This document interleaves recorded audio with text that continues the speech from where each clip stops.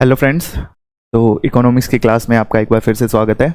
अभी तक हम इकोनॉमिक्स पढ़ रहे हैं और हमारे काफ़ी सारे क्लासेस हो चुके हैं जिनमें हम अभी तक नेशनल इनकम वगैरह और सेक्टर्स ऑफ इकोनॉमी और मॉनेटरी पॉलिसी के बारे में पढ़ चुके हैं। ठीक है, तो अभी आज से हम शुरू करने वाले हैं वो एक बहुत ही इंपॉर्टेंट टॉपिक है। जैसा कि मैंने आपको बताया था कि जो इकोनॉमिक्स के क्लासिकल जो इकोनॉमिक्स है, मैक्रो इकोनॉमिक्स हम जिसको बोलते हैं, उसके दो इंपॉर्टेंट टूल्स होते हैं, एक फिस्कल पॉलिसी, एक मॉनेटरी पॉलिसी, और यही दोनों से आपके एग्जाम में कॉन्सेप्चुअल क्वेश्चंस पूछे जाते हैं।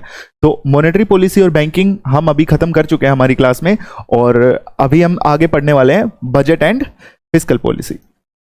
बजट के बारे में आप सभी को पता होगा कि बजट क्या होता है। जो कोई गवर्नमेंट होती है, गवर्नमेंट अपना बजट गवर्नमेंट का ही नहीं होता है पहली बात तो नेसेसरीली, लेकिन एग्जांपल के लिए हम ले रहे हैं कि कोई गवर्नमेंट सोचिए अपना बजट पेश करती है तो उसमें क्या लेके आती है, क्या बताती है। गवर्नमेंट बजट में ये बताती है कि उनका खर्चा क्या कर रहे हैं, वो क्या क्या खर्चा करने का उनका प्लान है, और वो खर्चा आएगा कहां से, यानी कि आय क्या है ना। यानी कि गवर्नमेंट का कुल मिला के गवर्नमेंट अब अगले एक साल का प्लान बताती है बजट में। जो नेशनल बजट हम जिसकी बात कर रहे हैं, घर का बजट होता है, उसमें भी हम यही प्लान बताते हैं कि भाई हमें इस महीने दूध लेके आना है, सब्जियां लेके आनी है, इतनी सब्जियां चाहिए होंगी, बीच में एक दिन महीने में मेहमान आने वाले हैं तो उस दिन खर्चा ज़्यादा होगा, तो हमें अपना आय भी उसी हिसाब से मैनेज करना पड़ता है। और फिर हमें यह सोचना पड़ता है कि भाई अगर हमारी आय खर्चे से कम पड़ रही है तो हमें उधार लेना पड़ेगा, अगर हमारी आय खर्चे से ज़्यादा है तो हम जो पैसा बचेगा उसे बैंक में डालेंगे, एफडी में डालेंगे।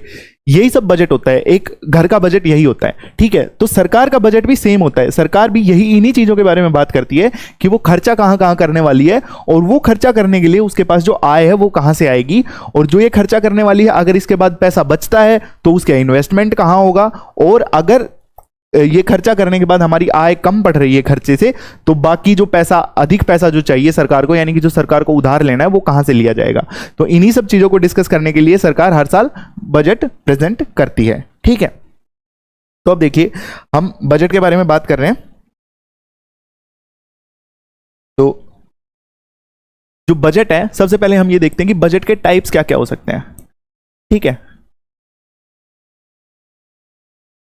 बजट, अब बजट के बेसिकली हमारे पास तीन टाइप हो सकते हैं। ठीक है, हमारे पास सबसे पहला होता है बैलेंस्ड,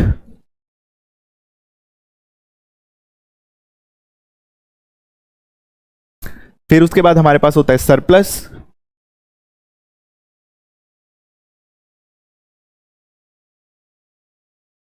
और फिर उसके बाद हमारे पास होता है डेफिसिट। यानी कि हमारे पास बजट के कितने टाइप होते हैं, तीन टाइप होते हैं, बैलेंस्ड बजट, सरप्लस बजट और डेफिसिट बजट। ठीक है, अब ये तीनों टाइप होते क्या क्या हैं, यानी कि इनमें क्या क्या होता है। देखिए जो सबसे पहला है हमारे पास जो कि है बैलेंस्ड बजट। तो बैलेंस्ड बजट में क्या होता है, बैलेंस्ड बजट में जो सरकार का इनकम होती है वो एक्सपेंडिचर के इक्वल होती है, यानी कि सरकार की जो आय है, सरकार के पास जो पैसा आ रहा है वो सरकार का जो खर्चा है उसके बराबर होती है। यानी कि ये दोनों चीजें इक्वल होती हैं, जितना सरकार ने कमाया उतना ही खर्च किया, ना उसे कोई उधार लेना है, ना उसके पास कुछ पैसा बचा है, ना उसकी कोई बचत है, ना उसके कोई उधार लेनी है। 10 रुपए आए, 10 रुपए खर्च कर दिए, कहानी खत्म, ओढ़ के चद्दर सो गए। ये बैलेंस बजट है। ठीक है, उसके बाद जो सरप्लस बजट है, सरप्लस बजट में क्या होता है, सरप्लस बजट में जो सरकार की इनकम है वो किससे ज्यादा होती है, एक्सपेंडिचर से।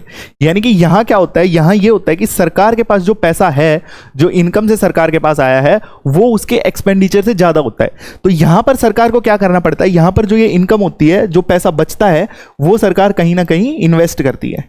ठीक है, वो इन्वेस्टमेंट होती है, यानी कि सरकार की सेविंग्स होती है एक तरह से, उन सेविंग्स को सरकार कहीं इन्वेस्ट करती है। ठीक है, फिर उसके बाद तीसरी टाइप का हमारे पास है डेफिसिट बजट।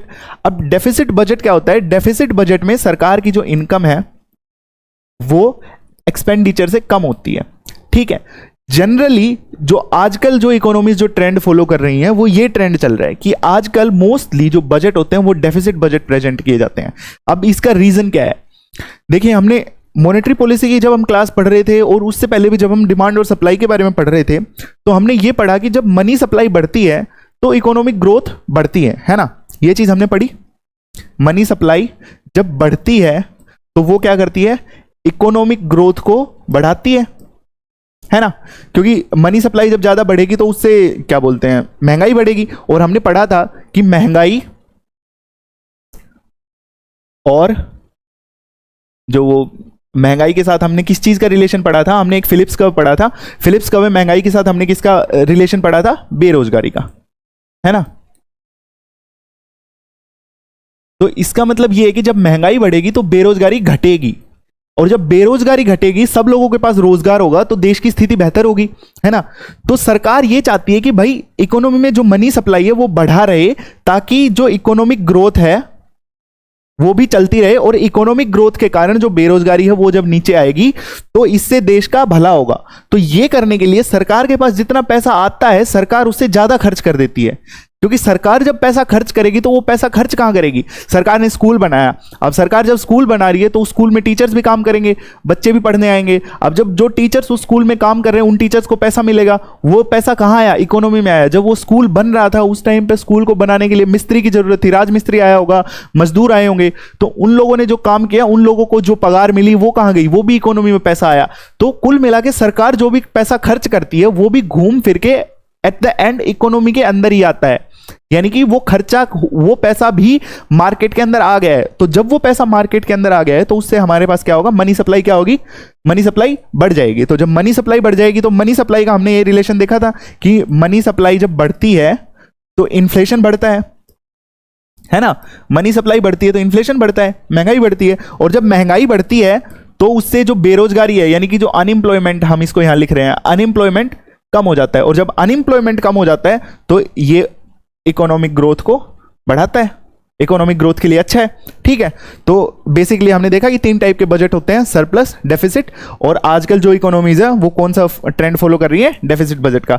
जनरली जो गवर्नमेंट ऑफ इंडिया का जो बजट आता है हर साल वो डेफिसिट बजट आता है, उसमें हम फिस्कल डेफिसिट, प्राइमरी डेफिसिट, इन सब चीज़ों के बारे में बात करते हैं। जब भी कभी बजट आता है आप सब लोग न्यूज़ में देखते होंगे कि ये सब चीज़ों के बारे में बात की जाती है कि इस साल सरकार का राजकोषीय घाटा इतना रहा, इस साल सरकार का फिस्कल डेफिसिट इतना रहा।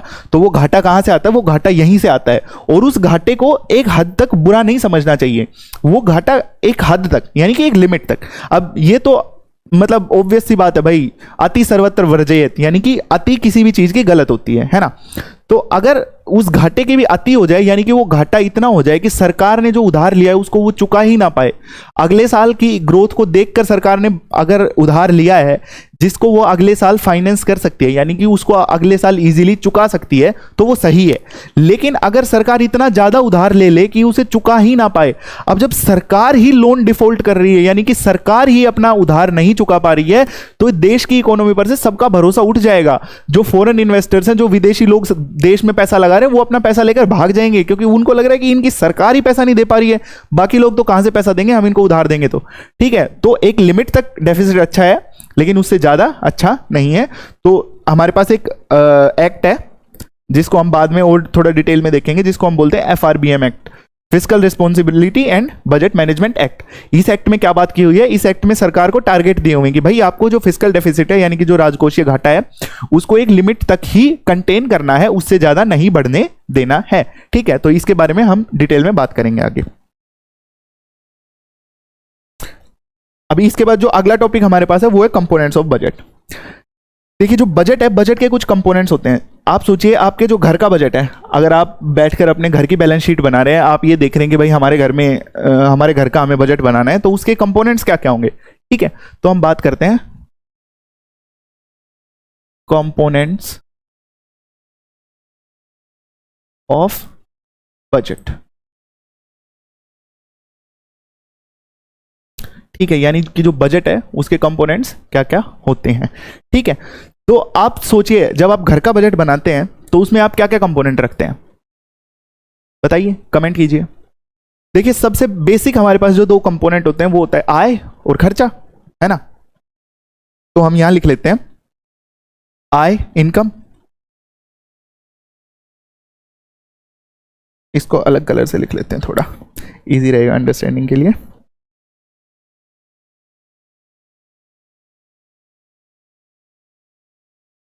यानी कि सबसे पहला कंपोनेंट हमारे पास होता है इनकम, और दूसरा हमारे पास होता है एक्सपेंडिचर, यानी कि खर्चा, है ना? ये 2 ही कंपोनेंट होते हैं हमारे घर के बजट में। कि सबसे पहले हमें ये देखना है कि हमारे पास पैसा आएगा कितना, और दूसरा हमें ये देखना है कि हमारे पास से पैसा जाएगा कितना, है ना। तो सरकार के भी बजट के ये दो ही कंपोनेंट होते हैं, इसको हम बोलते हैं आय और इसको हम बोलते हैं व्यय, यानी कि खर्चा। ये हमारे पास आय है और ये हमारा खर्चा है, व्यय है, ठीक है। अब जो इनकम है, सरकार की इनकम कहां से होती है? रिसीट्स से। ये रिसीट्स क्या होती हैं? रिसीट्स होती हैं जो भी सरकार को पैसा प्राप्त होता है जिस भी तरीके से, उसको सरकार की रिसीट्स बोलते हैं। यानी कि सरकार ने वो पैसा रिसीव किया है, और वो रिसीव कैसे हुआ है? रिसीट्स से। और ये रिसीट्स क्या होती हैं, जिसको हम हिंदी में रसीद बोलते हैं, ये सरकार की इनकम दर्शाता है, ठीक है। अब सरकार के पास बेसिकली जो इनकम और एक्सपेंडिचर होता है वो एक नेशनल लेवल पर डिस्कस करने के लिए कि कौन सा एक्सपेंडिचर बेटर है, कौन सा एक्सपेंडिचर बेटर नहीं है, उनके क्वालिटी के हिसाब से दो तरह में और डिवाइड किया गया है, ठीक है। तो जो इनकम है, यानी कि जो सरकार की रिसीट्स हैं, वो भी दो में डिवाइड की गई हैं। सबसे पहला है रेवेन्यू और दूसरा है हमारे पास कैपिटल। रेवेन्यू को हम बोलते हैं क्या? राजस्व हिंदी में। और कैपिटल को हम बोलते हैं पूंजी, यानी कि पूंजीगत। राजस्व और पूंजीगत, ये हमारे पास दो टाइप होते हैं, और यही दोनों टाइप एक्सपेंडिचर में भी हम काउंट करते हैं, ठीक है। यहां मैं डू लिख रहा हूं, इसका मतलब यही वाले सेम रेवेन्यू और कैपिटल इधर भी आते हैं, रेवेन्यू और कैपिटल, ठीक है। तो रेवेन्यू और कैपिटल में क्या डिफरेंस होता है? अब पहले हम ये बात कर लेते हैं, हम एक बार बेसिक समझ लेते हैं, उसके बाद हम एकदम जो डिटेल में इनके अंदर एग्जैक्टली क्या डिफरेंस होता है वो बाद में देखेंगे। पहले हम एक बेसिक सा अंदाजा हमें होना चाहिए कि रेवेन्यू और कैपिटल में क्या डिफरेंस होता है। तो देखिए, रेवेन्यू जो हमारे पास होता है, रेवेन्यू का मतलब होता है राजस्व। राजस्व यानी कि जो रिकरिंग होता है, रिकरिंग यानी कि बार बार टैक्स देते हो आप सरकार को।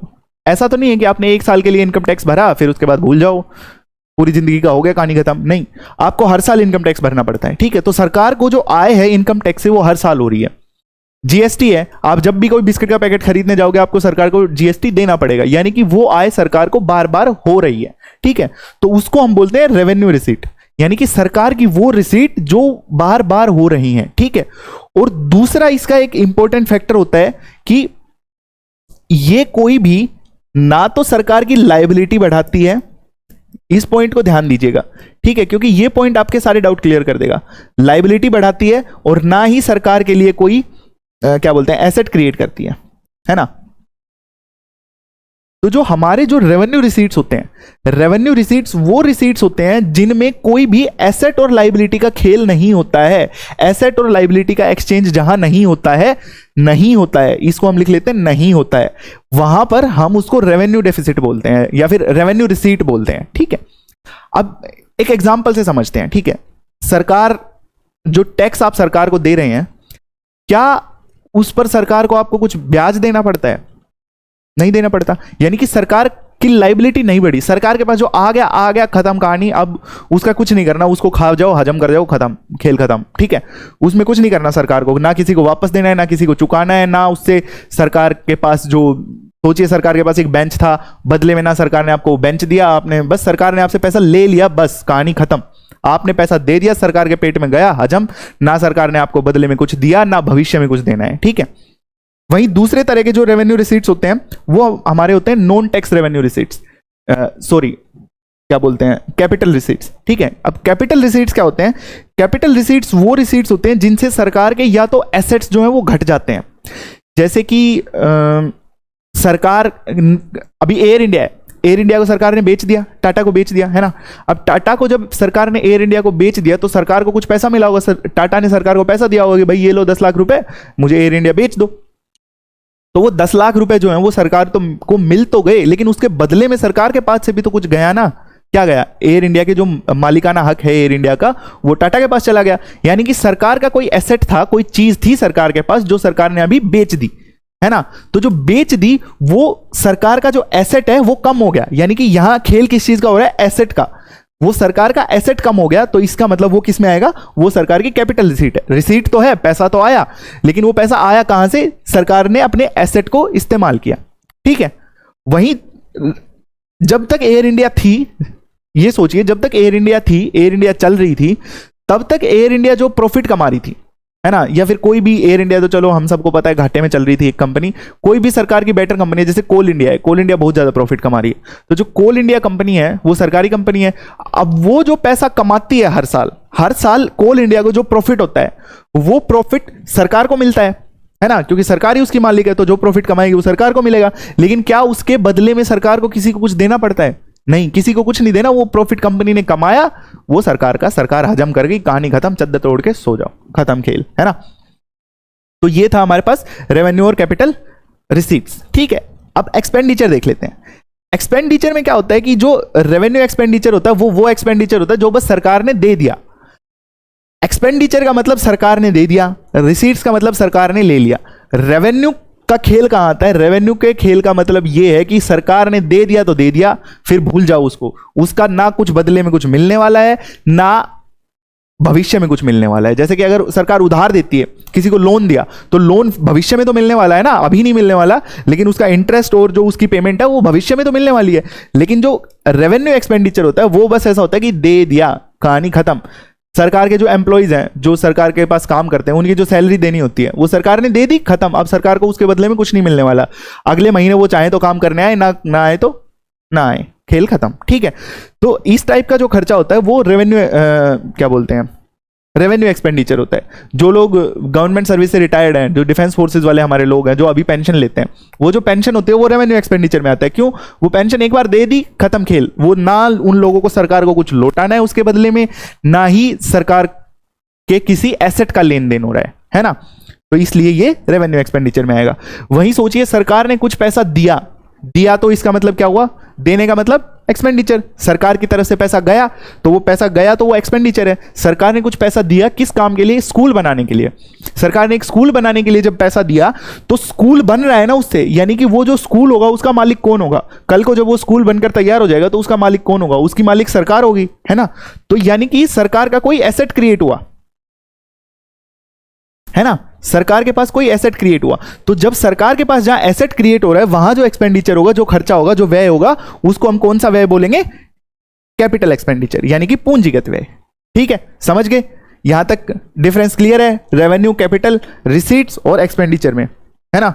ये बहुत ही इंपॉर्टेंट टॉपिक है। आगे से कभी भी जब इस पूरी क्लास में जब भी कभी बात होगी रेवेन्यू कैपिटल की, तो आपको कभी भी कंफ्यूज नहीं होना है, क्योंकि ये वर्ड बहुत ही ज्यादा स्पेसिफिक है ना, बहुत ही ज्यादा स्पेसिफिक है। जहां पर रेवेन्यू एक्सपेंडिचर बोला जाए, आपको हमेशा ध्यान आना चाहिए कि ये ऐसा एक्सपेंडिचर है जिसके बदले में सरकार को कुछ नहीं मिल रहा।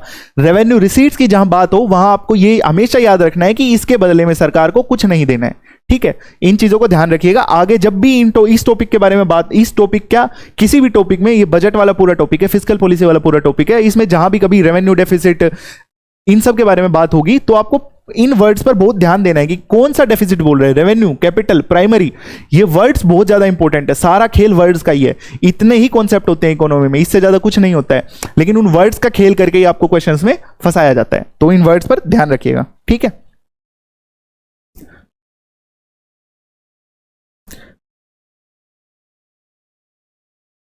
अभी हमने देख लिया कि हमारे पास क्या क्या होते हैं सरकार के, रिसीट्स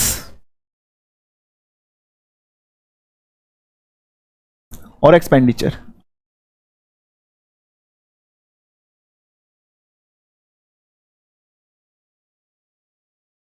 ठीक है, अब जो ये रिसीट्स और एक्सपेंडिचर होते हैं हमारे पास, इन रिसीट्स और एक्सपेंडिचर में हमने देख लिया कि हमारे पास फर्दर दो टाइप्स में हम इनको क्लासिफाई करते हैं।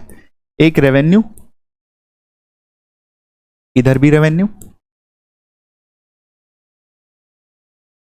और दूसरा हमारे पास होता है कैपिटल, और इधर भी कैपिटल। ठीक है, यहां तक हमने देख लिया था। ये होता है पूंजीगत, ये होता है राजस्व। ठीक है, अब जो रेवेन्यू रिसीट्स हैं, मैंने कहा था आपको वर्ड्स पर ध्यान दीजिएगा। कौन से रेवेन्यू की बात कर रहे हैं? रिसीट्स वाले रेवेन्यू की। जो रेवेन्यू रिसीट्स हैं वो फर्दर क्लासिफाई की गई हैं, यानी कि उसके फर्दर दो टाइप हैं जो हमारे पास हो सकते हैं। पहला है टैक्स रेवेन्यू रिसीट्स, और दूसरा है नॉन टैक्स रेवेन्यू रिसीट्स। ठीक है, अब मोस्टली मैं आपको बताता हूं, आपके एग्जाम्स में जब क्वेश्चन पूछा जाता है ना, तो कई बार ऐसे क्वेश्चन पूछे जाते हैं कि आपको कोई नाम दे दिया जाता है, जैसे कि हमने किसी फॉरेन गवर्नमेंट को जो लोन दिया है, हमारे बजट में फॉरेन गवर्नमेंट को लोन दिया है, वो हमारे कौन से हेड में आएगा? वर्ड्स पर ध्यान दीजिए, फॉरेन गवर्नमेंट को लोन दिया है, लोन यानी कि वो कभी ना कभी सरकार को वापस मिलेगा ना, उससे सरकार को इंटरेस्ट भी मिलेगा, है ना, ब्याज भी खाएगी सरकार, तो ब्याज खाएगी तो इसका मतलब सरकार की आय हो रही है ना, तो उससे सरकार का जो एसेट है वो आज के लिए एसेट क्रिएट हो रहा है, क्योंकि उस एसेट से सरकार को कल को कमाई होगी, तो वो कहां आएगा? वो सरकार के कैपिटल एक्सपेंडिचर में आएगा। ठीक है, तो इस टाइप के क्वेश्चन आपको दे दिए जाते हैं, 4 ऑप्शन दे दिए जाएंगे, revenue receipts capital receipts, revenue expenditure capital expenditure, जो फॉरेन गवर्नमेंट्स को जो लोन दिया गया है वो हमारे कौन से हेड में आएगा, आपको आंसर करना होगा। ठीक है, तो इस टाइप के एमसीक्यू क्वेश्चंस बन रहे हैं आजकल, तो इसीलिए मैं आपको बोल रहा हूं, आप इनको ध्यान रखिए, इंपॉर्टेंट है ये। तो जो टैक्स रेवेन्यू रिसीट है और नॉन टैक्स रेवेन्यू रिसीट है, हम इनकी बात कर रहे थे। तो जो टैक्स रेवेन्यू रिसीट है वो आप ये वर्ड देखकर ही समझ गए होंगे कि जो टैक्स से सरकार को जो रेवेन्यू होता है, हमने अभी देखा कि जो टैक्स होता है वो रेवेन्यू रिसीट में आता है। क्यों? क्योंकि उसके बदले में ना तो स्कूल बन रहा है, ना स्कूल बिक रहा है, ना हवाई जहाज खरीदे जा रहे हैं, ना हवाई जहाज बेचे जा रहे हैं, कुछ नहीं हो रहा उसके बदले में, है ना। उसके बदले में बस वो पैसा आपकी जेब से सरकार की जेब में चला गया, कहानी खत्म। ठीक है, तो वो हमारा होता है टैक्स रेवेन्यू रिसीट। ठीक है, उसके बाद दूसरा होता है non tax revenue receipt. Revenue receipt क्या होती है? रेवेन्यू रिसीट हमने देखा कि वो रिसीट होती है जहां पर सरकार को ना तो कोई एसेट मिलता है, ना कोई उसकी लाइबिलिटी क्रिएट होती है। ठीक है सर, एसेट लाइबिलिटी का कोई खेल यहां नहीं होता है रेवेन्यू एक्सपेंडिचर वाली कहानी में, रेवेन्यू रिसीट और रेवेन्यू एक्सपेंडिचर वाली दोनों की कहानी में। तो जो नॉन टैक्स रेवेन्यू रिसीट होते हैं वो रिसीट होते हैं जो टैक्स के थ्रू नहीं आते, लेकिन होते रेवेन्यू ही है, यानी कि उनमें भी एसेट लाइबिलिटी वाला कुछ नहीं होता। जैसे कि एग्जांपल मैंने पिछली स्लाइड में भी दिया था, जो कोल इंडिया है, कोल इंडिया जो प्रॉफिट कमा रही है वो कहां जाएगा? वो नॉन टैक्स रेवेन्यू रिसीट में जाएगा, क्योंकि वो टैक्स नहीं है, लेकिन फिर भी सरकार को मिला तो है, और उसके बदले में सरकार को किसी को कुछ देना भी नहीं है, किसी से कुछ लेना भी नहीं है, तो वो कहां आएगा? नॉन टैक्स रेवेन्यू रिसीट में। वो पैसा बस सिर्फ पैसे का एक्सचेंज हुआ है, उसके अलावा नीचे कोई एक्सचेंज नहीं हुआ, ना उसके बदले में सरकार ने कोई टेबल बेची है, ना कोई टेबल खरीदी है, ना कोई स्कूल बनेगा उसके बदले में, ऐसा कुछ नहीं होगा। ठीक है, तो वो हमारा नॉन टैक्स रेवेन्यू रिसीट हो गया।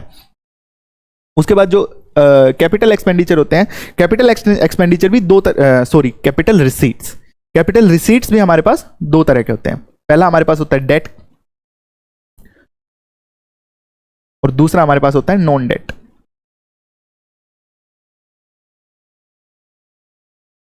जो डेट होता है, डेट हमारे पास क्या होता है?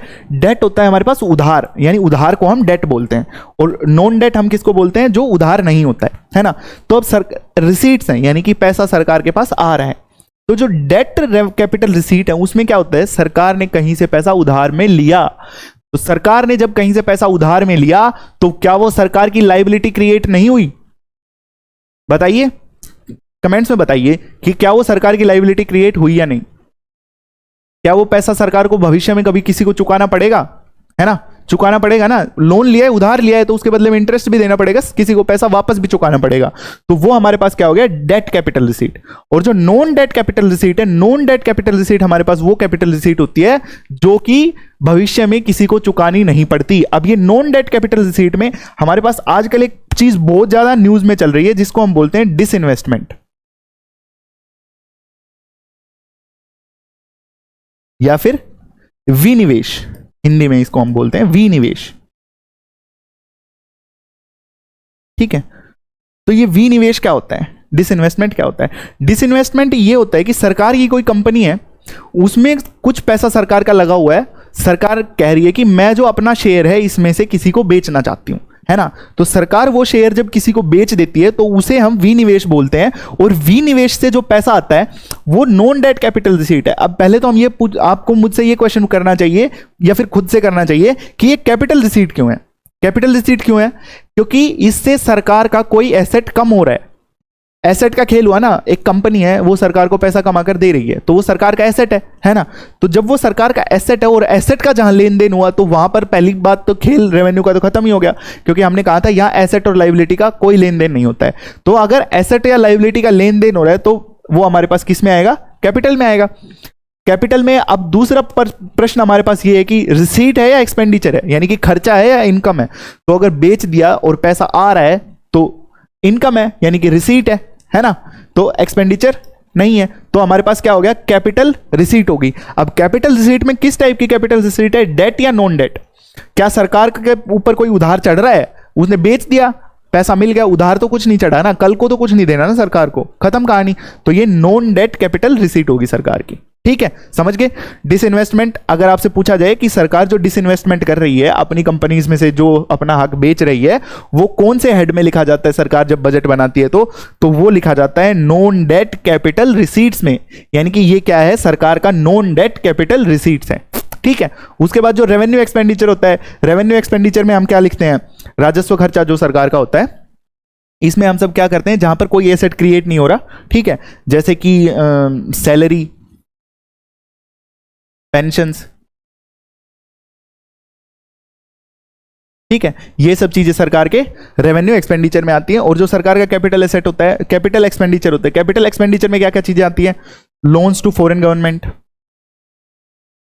यानी कि लोन्स टू, यानी कि जो सरकार लोन दे रही है, loans to foreign governments, investment in infrastructure, यानी कि इंफ्रास्ट्रक्चर बनाने के लिए जो पैसा सरकार खर्च कर रही है, क्योंकि उससे क्या हो रहा है, उससे सरकार के पास एसेट क्रिएट हो रहा है, जहां एसेट क्रिएट हो रहा है वहां कैपिटल, और जहां एसेट क्रिएट नहीं हो रहा है वहां रेवेन्यू, ठीक है, समझ गए। Capital, revenue expenditure, capital receipts, revenue receipts, ये चीजें आप शायद अब अच्छे से समझ गए होंगे, अब आपको कोई कंफ्यूजन नहीं होगा इसमें। अब हमने देखा कि हमने शुरू में जब बात की थी, 3 टाइप के बजट्स की हमने बात की थी, सरप्लस, न्यूट्रल और क्या बोलते हैं डेफिसिट बजट की, ठीक है। तो जो डेफिसिट बजट होता है, हमने देखा कि वही आजकल वोग में चल रहा है, मतलब वही आजकल जो नेशंस है, कंट्रीज हैं, मोस्टली वही फॉलो कर रहे हैं, जो गवर्नमेंट्स अराउंड द वर्ल्ड हैं, वो डेफिसिट बजटिंग फॉलो कर रही हैं। तो अब हम बात करते हैं कि जब भी आप कभी न्यूज़ फ्लैश देखते होंगे बजट के टाइम पे, तो आप काफी बार सुनते होंगे कि फिस्कल डेफिसिट इतना हो गया, प्राइमरी डेफिसिट इतना हो गया, रेवेन्यू डेफिसिट इतना हो गया। तो ये सब चीजें क्या होती हैं, तो जब सरकार जो घाटे में रहती है, यानी कि हमने देखा कि सरकार डेफिसिट बजटिंग फॉलो करती है, यानी कि सरकार हमेशा घाटे में ही रहती है, घाटे में ही चलती है। तो इस पर जो डिफरेंट टाइप्स ऑफ डेफिसिट्स हैं,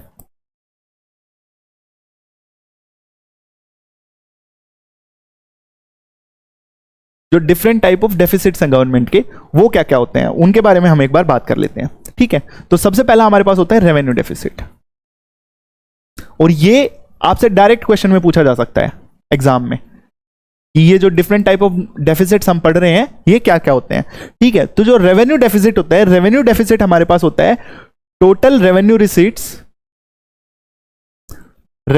receipts minus total revenue expenditure, यानी कि ये सिर्फ रेवेन्यू डेफिसिट है।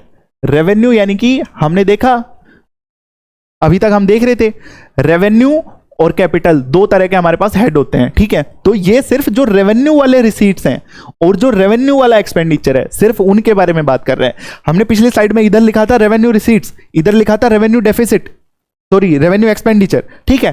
तो रेवेन्यू रिसीट्स में से जब हम ये रेवेन्यू एक्सपेंडिचर घटा देते हैं, तो वो सरकार का रेवेन्यू डेफिसिट होता है, ठीक है। अब इसका इंपॉर्टेंस क्या है, क्यों कैलकुलेट करते हैं हम रेवेन्यू डेफिसिट को, सोचिए। रेवेन्यू डेफिसिट है, इसका मतलब सरकार के पास जो पैसा आया, वो सरकार, मतलब टैक्स से जो पैसा आया, वो सरकार के खुद के उसी खर्चे में चला गया, जिससे सरकार का कोई एसेट क्रिएट नहीं हुआ, है ना। आप सोचिए, जब आप अपने घर का बजट बनाते हैं, तो क्या इन्वेस्टमेंट के लिए जो आप पैसा खर्च करते हैं, यानी कि आपने स्टॉक मार्केट में पैसा इन्वेस्ट किया, आपने बैंक में एफडी कराई, आपने कोई जमीन खरीद ली, इन सब चीजों में पैसा खर्च करना क्या बुरा होता है? नहीं, क्योंकि ये आपके लिए एक एसेट क्रिएट करते हैं, ये आपके लिए एसेट क्रिएट करते हैं जो कि आपको फ्यूचर में काम आएगा, जो कि आपको फ्यूचर में कमाकर पैसा देगा। तो ये वाला खर्चा अच्छा मानते हैं, है ना। तो ये वाला जो एसेट क्रिएटिंग वाला खर्चा होता है, वो कौन सा खर्चा होता है, हमने देखा कैपिटल एक्सपेंडिचर, है ना। लेकिन यहां हम बात कर रहे हैं रेवेन्यू एक्सपेंडिचर की, यानी कि सरकार का जो रेवेन्यू एक्सपेंडिचर है, जिससे सरकार को कुछ नहीं मिल रहा, यानी कि हमारे घर का वो खर्चा जिसमें हमने आइसक्रीम और कुरकुरे खा लिए, वो खर्चा अच्छा नहीं है, वो फालतू का खर्चा है, हमें उस खर्चे को कम करना चाहिए। यानी कि ये सरकार का वो खर्चा है जिसमें सरकार ने चिप्स और कुरकुरे खा लिए, यानी कि इतने का खर्चा तो सरकार ने वाहियात में ही कर दिया, जिससे सरकार का ना कोई एसेट क्रिएट हुआ और ना ही कुछ मतलब सरकार को मिला जो कि फ्यूचर में उसको कमा कर दे सके, ना ही ये सरकार की इन्वेस्टमेंट है, ठीक है। तो ये जो रेवेन्यू एक्सपेंडिचर है, ये रेवेन्यू एक्सपेंडिचर में हमारे पास क्या क्या आते हैं, पेंशंस, है ना, जो सैलरी दी जाती है लोगों को वो सब। तो जो सरकार, आप सोचिए 2004 में सरकार ने पेंशन क्यों बंद की होगी? क्योंकि जो सरकार का रेवेन्यू एक्सपेंडिचर था वो इतना ज्यादा बढ़ गया था कि सरकार के पास एसेट क्रिएट करने के लिए कुछ पैसा ही नहीं बचा था। नए स्कूल बनाने के लिए सरकार के पास पैसा बचता ही नहीं था, नए हॉस्पिटल्स बनाने के लिए सरकार के पास पैसा बचता ही नहीं था। तो सरकार ने सोचा कि हमारा जो पेंशन बिल है, सरकार का जो टोटल पेंशन सरकार दे रही है उसको सरकार को कम करना है। तो इसीलिए सरकार ने एनपीएस लॉन्च किया, न्यू पेंशन स्कीम लॉन्च की, ठीक है। और अभी जो ये अग्निवीर वगैरह वाली जो स्कीम सरकार लेकर आ रही है, ये भी सरकार इसी तरह की स्कीम्स लेकर आ रही है जिससे कि जो सरकार का रेवेन्यू एक्सपेंडिचर है वो कम हो जाए, ठीक है। अभी बाकी और भी डिफरेंट टाइप्स के डेफिसिट होते हैं, उनको हम कल की क्लास में पढ़ेंगे। आज के लिए इतना ही। Thank you, have a good day.